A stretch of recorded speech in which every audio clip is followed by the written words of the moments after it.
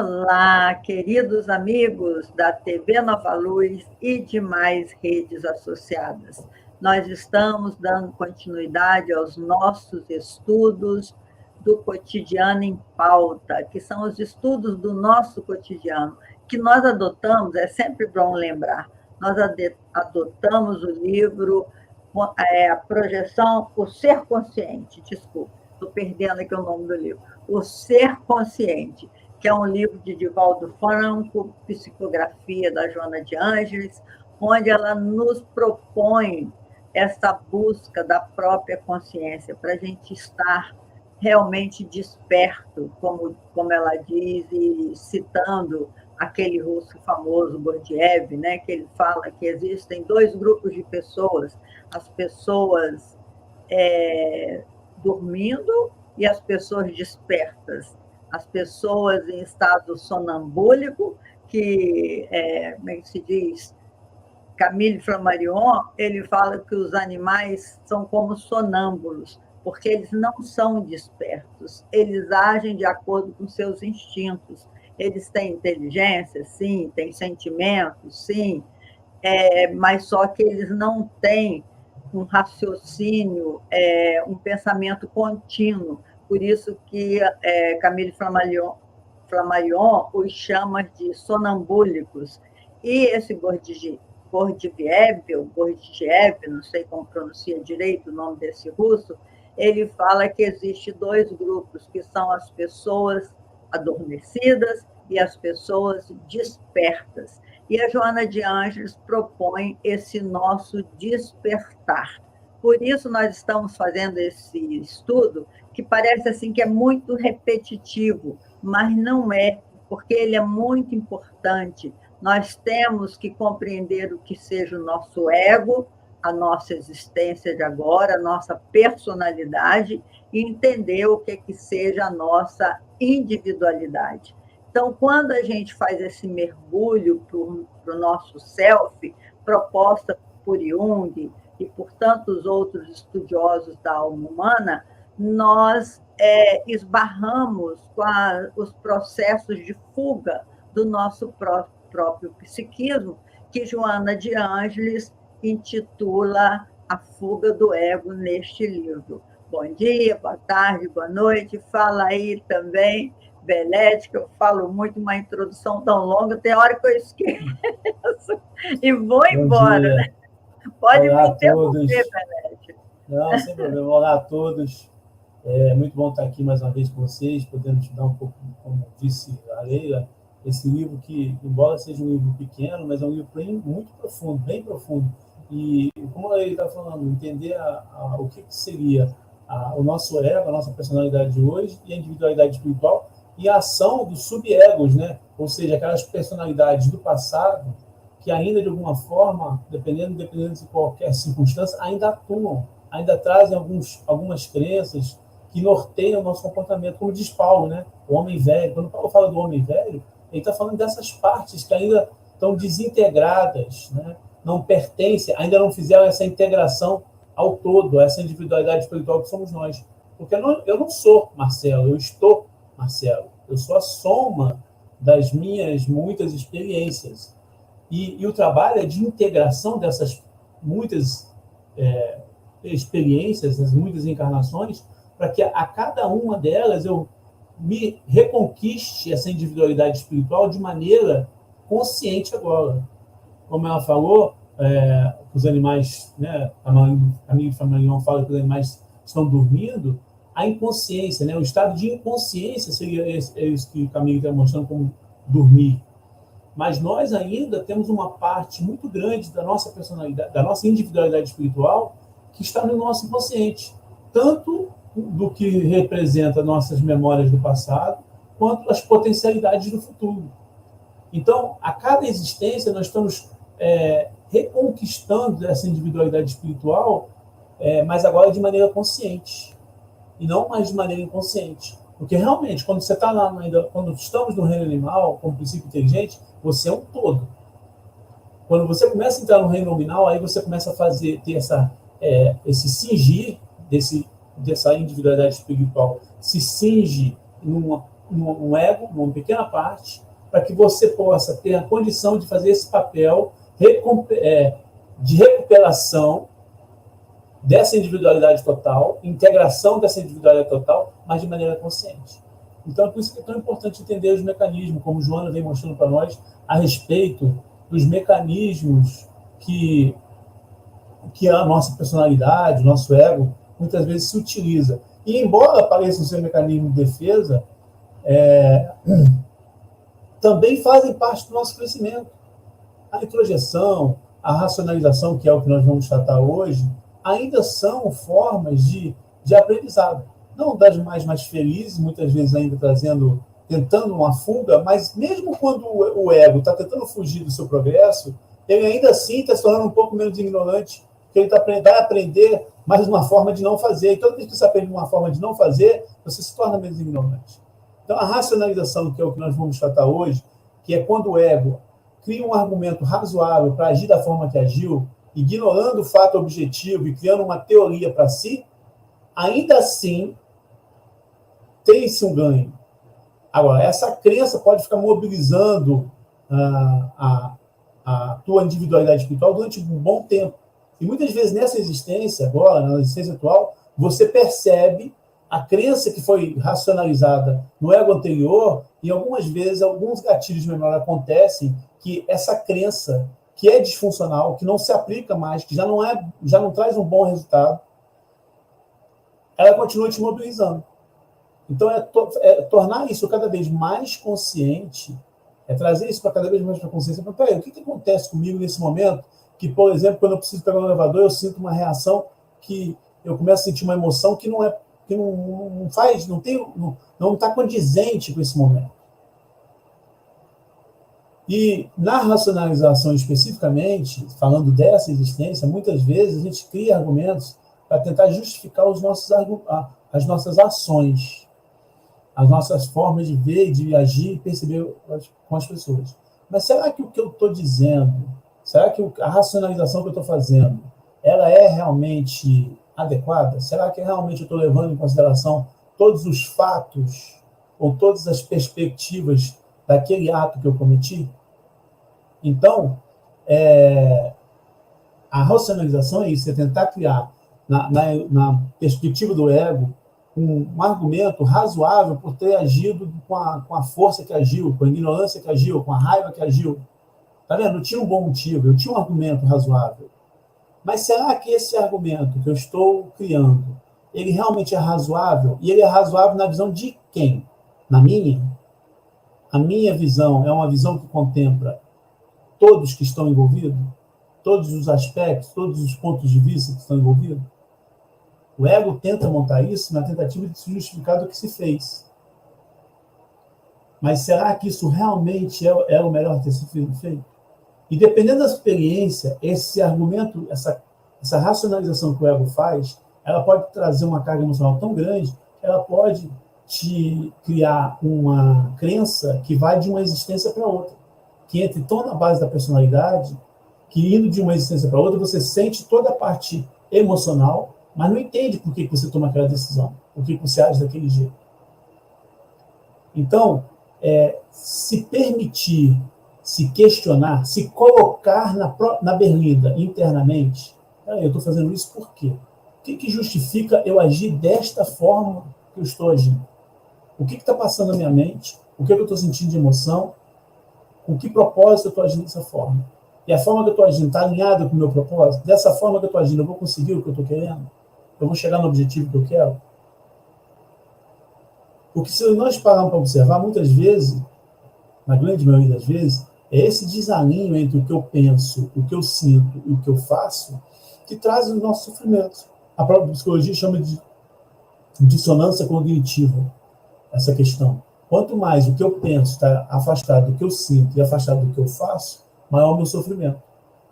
E esses desalinhamentos são justamente as atuações a atuação, por exemplo, do Marcelo hoje, querendo alguma coisa de maneira consciente, mas as minhas subpersonalidades me norteando, puxando, as minhas crenças que vêm de experiências anteriores, me puxando para outros, para agir de outra forma, que vai desalinhar com a minha forma, Marcelo Agola, ego. Então, é preciso fazer essa autoanálise, de se questionar. E não simplesmente pegar um pensamento e uma forma de agir e continuar agindo da mesma forma. Está funcionando? Está dando certo? Eu estou chegando onde o meu objetivo? É se permitir questionar-se para poder, aí sim, conseguir, através também do raciocínio, desfazer essas racionalizações que já não estão mais servindo.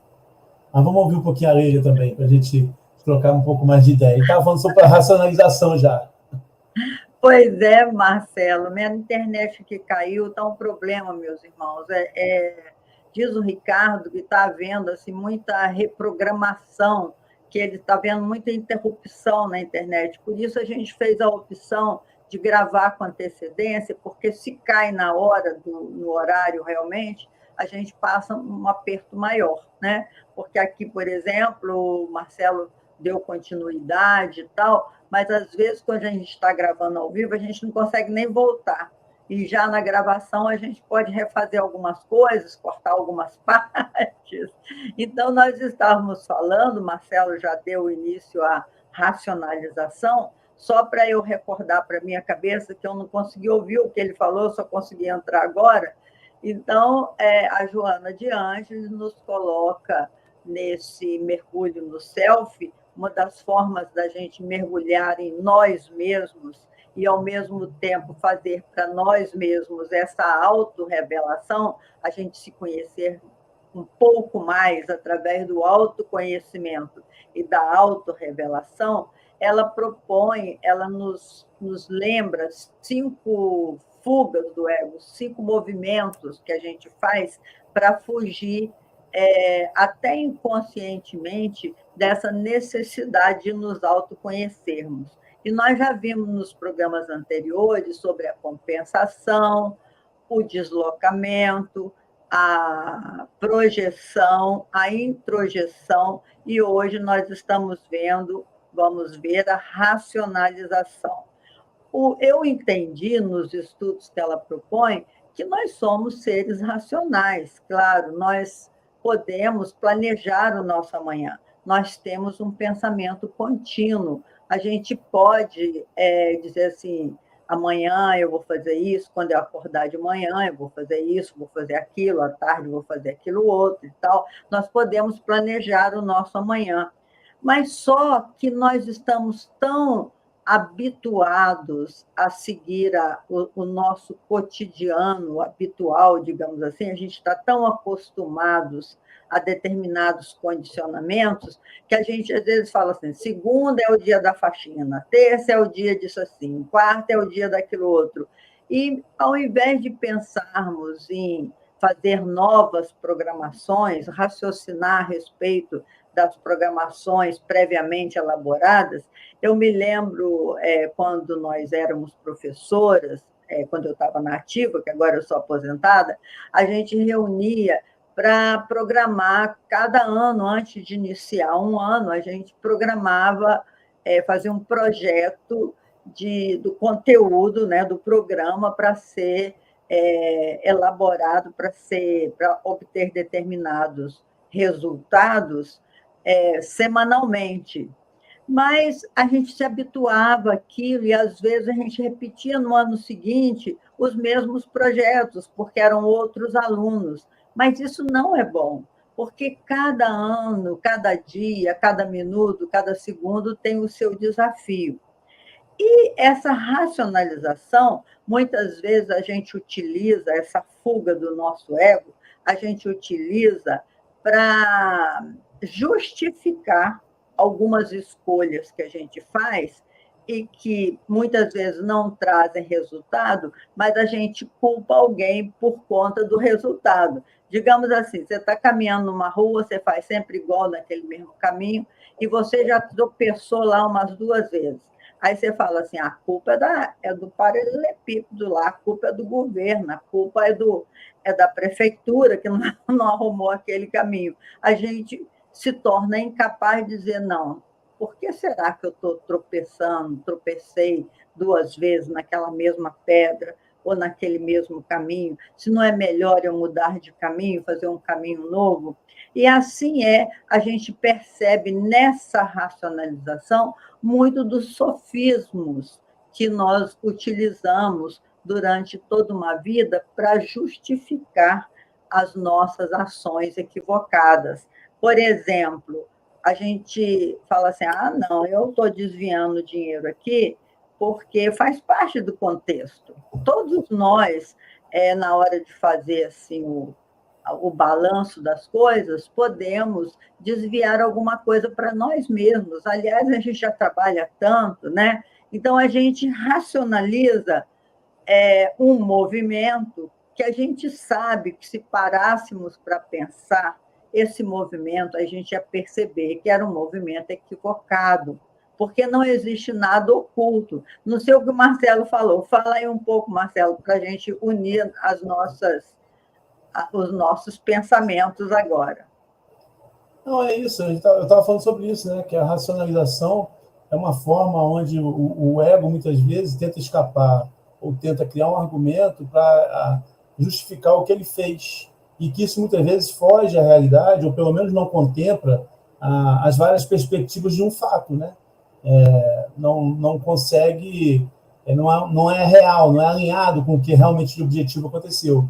Mas, entendendo esse sistema divino que a gente está, eu também comentei que mesmo quando a gente faz uma dessas 5 fugas, né, a projeção, a introjeção, a compensação, a racionalização, ainda assim a alma está aprendendo, está crescendo de alguma forma, né, Lívia? Porque mesmo no momento que eu ajo errado e percebo depois no futuro, com as consequências, que aquilo não foi a melhor decisão, mesmo quando eu faço de uma forma que não deveria ser feito, eu estou deixando de me tornar menos ignorante, porque eu já aprendi mais uma forma de não fazer, então eu estou ficando um pouco menos ignorante. Eu estou fechando esse leque de opções para caminhar para aquilo que se deve ser feito, ou melhor a ser feito, né?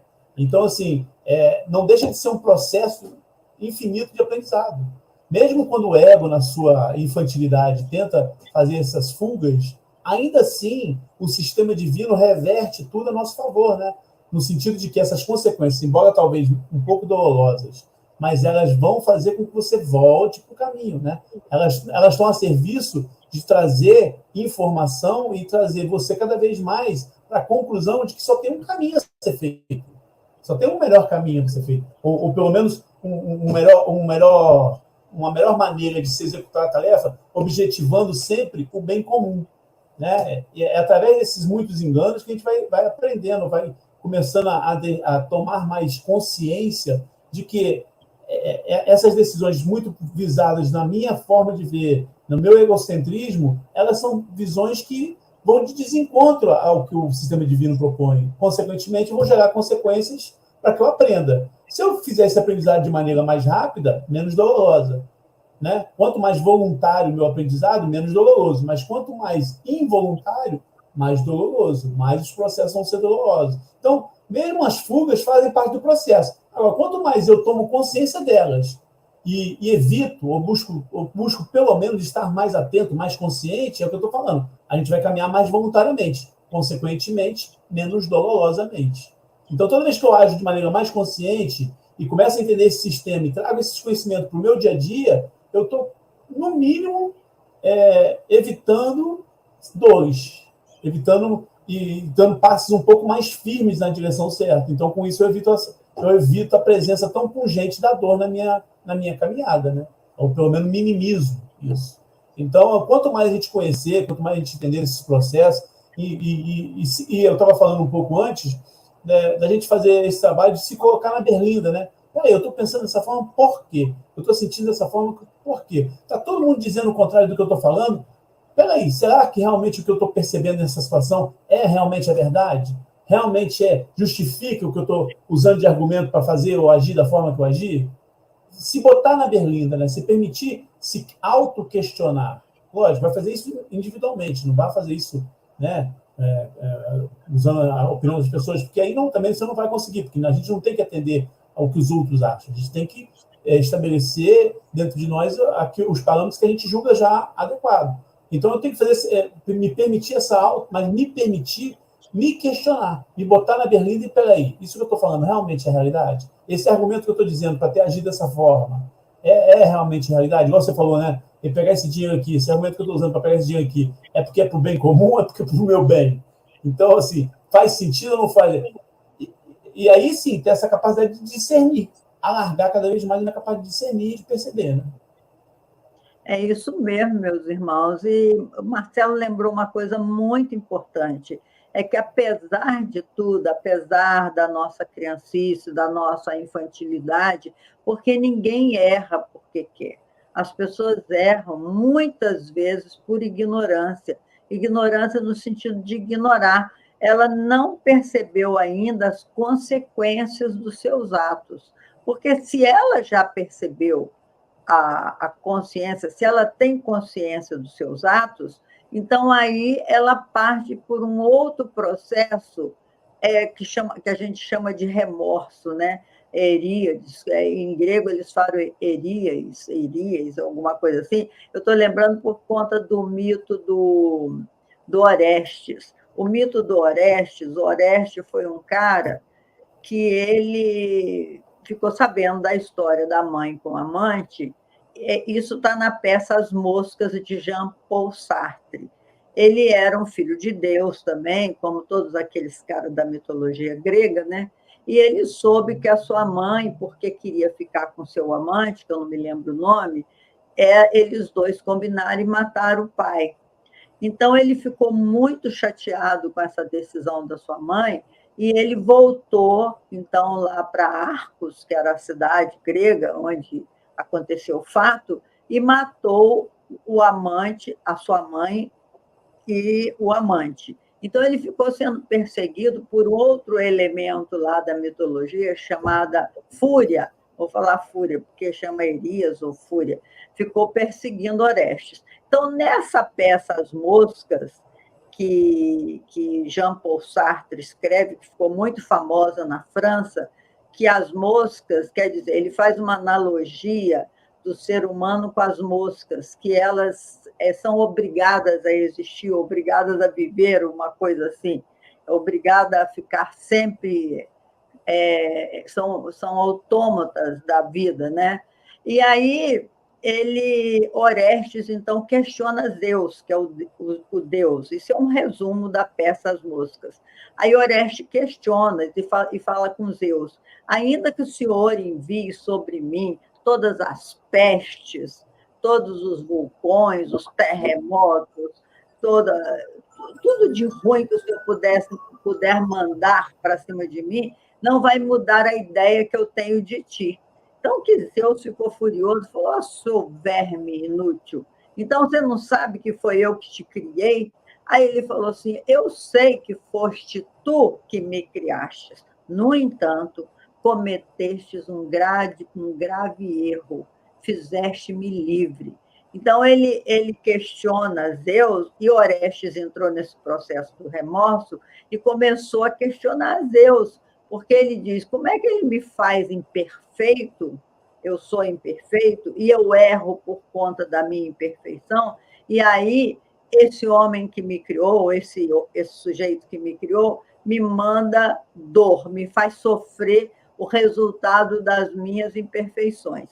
Só que houve um equívoco aí, né, no existencialismo. É que Deus não nos manda nada, nem praga, nem coisa nenhuma. Não é Deus, nosso Pai, que nos manda, mas são as nossas ações por sermos livres, porque quando nós fomos criados simples e ignorantes, como diz poeticamente Allan Kardec, né, que Deus retirou uma porção do fluido cósmico universal e fez um corpo para que nós revestíssemos a nossa alma e pudéssemos escrever a nossa própria evolução. Deus não mandou nenhuma praga para a gente, não manda nenhum tsunami, nada disso é mandado por Deus, mas é resultado das nossas imperfeições. A gente tem o potencial do amor e o potencial da sabedoria, mas nós não conseguimos desenvolver nem essa sabedoria e nem esse amor. Portanto, a gente está colhendo o resultado da nossa caminhada evolutiva. Mas é que o Belletti falou muito bem, até por conta desses erros, é que a gente vai crescendo, vai escrevendo a nossa evolução. Muitas vezes a gente precisa de errar para perceber o certo. Não é assim, Belletti? Fala mais um pouco aí. Os gnósticos diziam uma coisa que na época que eu li isso, eu não conseguia entender. Eles diziam o seguinte: como é que você vai conhecer o amor de Deus se você não for perdoado por Deus? Então, ou seja, é quase dizer assim, então tinha que pecar para ser perdoado. Mas se você levar isso para um outro nível, pensar de outra forma, você vai pensar assim, como é que você vai aprender a fazer certo se você não errar? É isso, é um processo educativo. Então, nós éramos, como você bem falou no início lá, a respeito do Camilo e Flammarion, quando ele fala dos animais, né, que estão dormindo, estão inconscientes. Nós éramos princípios inteligentes no reino animal, inconscientes. Estamos entrando no reino nominal e começando a acordar para a consciência, né? Então, esse processo de reencarnações, onde eu estou, cada ego está na proposta de eu recuperar a minha individualidade espiritual, mas de maneira consciente agora, acordado, né? Só que, para me recuperar isso, eu preciso me educar. É como uma criança. Você não vai dar para uma criança... Perdão, desculpa, gente. Você não vai dar para uma criança um armamento sem ela ser treinada a utilizar aquilo. Não, o sistema divino não vai permitir que a gente acesse todas as nossas possibilidades, nossas potencialidades, enquanto a gente não tiver discernimento adequado para o que fazer com isso, para ser um co-criador adequado. Enquanto eu não sei co-criar de maneira adequada, eu vou co-criando coisas que não são tão adequadas, mas que se reverberam para a minha educação. O sistema divino faz com que... E essa faísca divina que existe em cada um de nós... Então, quando a gente fala de lei de Deus, a lei de Deus não está fora de nós, ela está dentro de nós. Nesse DNA divino que a gente traz, naquela faísca divina que o Cristo falou que nós éramos faísca. Então, o tempo todo, mesmo eu não sabendo, eu tenho atitudes que acabam reverberando de forma a me trazer de volta para o alinhamento, para o caminho. As consequências vão me trazer. Ela tem esse propósito. Por isso que elas não são um sofrimento, elas geram dor. Dor é uma coisa. Dor acontece ali no momento, pontualmente. Mas sofrimento é o meu apelo à minha dor. Então, veja, isso muda todo o jogo. É igual, por exemplo, a palavra pecado. O verdadeiro significado da palavra pecado, no hebraico antigo, é errar o alvo. Está todo mundo tentando acertar o alvo, né, Leila? Agora, o problema é que alvo que eu elegi. Qual é o alvo que eu elegi? O que eu elegi para ser meu alvo? Mas eu estou tentando acertar o alvo. Então, está todo mundo fazendo, mesmo que inconscientemente, tentando fazer o melhor possível, mas dentro daquilo que aprendeu até agora, dentro daquilo que experienciou até agora. Então, de repente, eu passei uma situação de uma existência onde eu tinha muita falta de recursos. Hoje, para mim, importa ter recursos. O meu alvo é o recurso. Eu julgo que é necessário isso. Eu vou para um outro caminho. Então agora eu tenho que ter recurso. E aí eu torno uma visão egocentrada. Aí eu faço isso durante a existência. Vou experimentar as consequências disso. Vou perceber que quando eu faço isso, eu estou deixando alguém sem recursos, como eu passei sem recursos. E aí eu vou ver que isso não é tão bom. Então, peraí, então já não posso pensar só em mim. Eu já tenho que pensar na minha família. É alargar a consciência. Então, todo o sistema divino está a serviço desse alargamento da consciência. E imaginar que a dor é fruto, é algo que Deus planejou para nós, por quando a gente errar, isso é uma bobagem. Na verdade, a dor ainda é fruto dessa visão curta nossa, porque parece ser uma dor, mas é um processo educativo. Para a criança, quando você bota ela lá para tomar uma vacina, parece que eu estou sendo mal. Uma criança de 2, 3 anos, quando ela lá para tomar uma vacina e ser picada por uma agulha, ela olha para o pai e fala, pai, você é mal. Mas a gente sabe que aquela dor é um processo necessário para que ela se desenvolva. É a mesma coisa. É a mesmíssima coisa, só que num outro nível de entendimento, num outro parâmetro, que a gente, às vezes, a gente está começando a ter uma ideia do que é esse sistema de vida que a gente está mergulhado. Agora, querer conceber que um ser que nos criou e que criou esse palco e que nos permite estar aqui faz isso ou deixou essa parte sem apreciar, que ele ignorava que nós íamos errar durante o processo de aprendizado? Claro que não. Ele sabia de tudo isso, ele sabia que isso faz parte do processo, né? É isso mesmo, meus irmãos. Pode concluir, eu pensei que você tivesse concluído. Não, vou concluir mesmo. É que nós já estamos nos nossos momentos finais, realmente, E o assunto é muito interessante, meus irmãos. Nós temos que raciocinar e racionalizar as nossas escolhas. Esse é o grande lance do programa de hoje. Não sei se vocês entenderam com profundidade, mas o que a gente queria trazer aqui é que nós somos seres racionais e, portanto, podemos ser mais conscientes das nossas ações. Até o nosso próximo encontro, então, se Deus quiser. Até logo a todos. Até a próxima. Até a próxima.